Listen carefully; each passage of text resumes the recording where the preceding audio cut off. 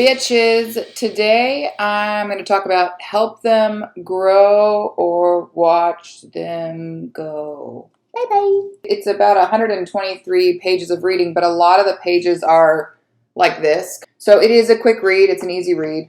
This is a book that I feel like would have hit harder for me if I had not already read The Weekly Coaching Conversation and The Coaching Habit.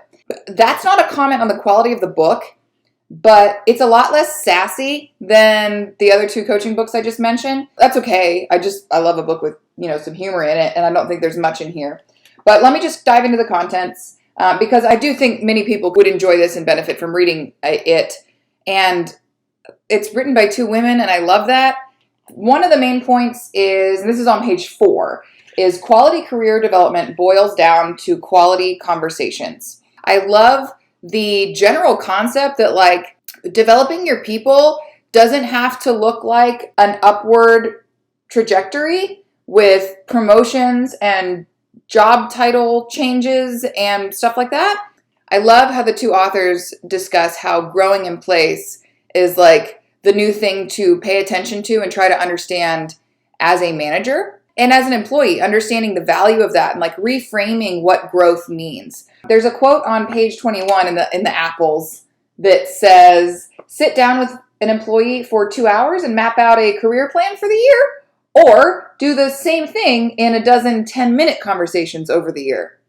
Easy answer. So the authors are pushing for less is more in terms of structured, agenda-based, individual development plan type shit. On page 22, there's a section that I kind of chunk highlighted that says a career conversation is completely unbalanced in favor of your employees. If you do your job well, they will be doing 90% of the talking. If you're talking more than the remaining 10%, you're likely taking on too much responsibility for employees' development and robbing them of ownership for their careers. Page 40, there's comments about performance evaluations.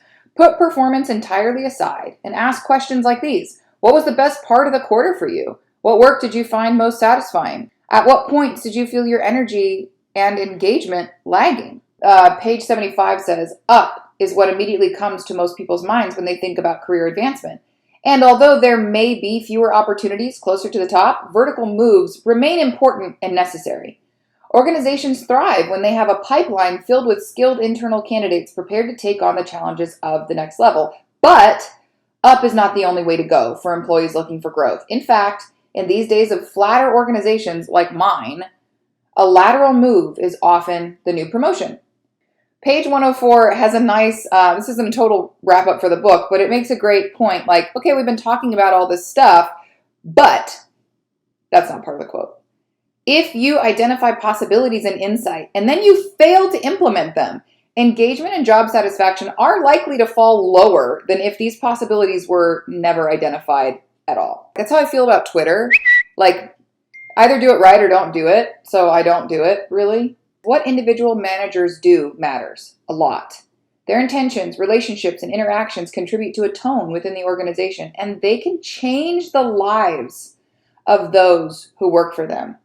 Being heard, being recognized, being valued, being trusted, being developed. This resonates deeply with employees, and this is what happens when managers commit to a regular cadence of career conversations. I think that's a great way to wrap this up. It's not my favorite of the coaching books. It's okay that it's not my favorite. I still think that this is a worthy read.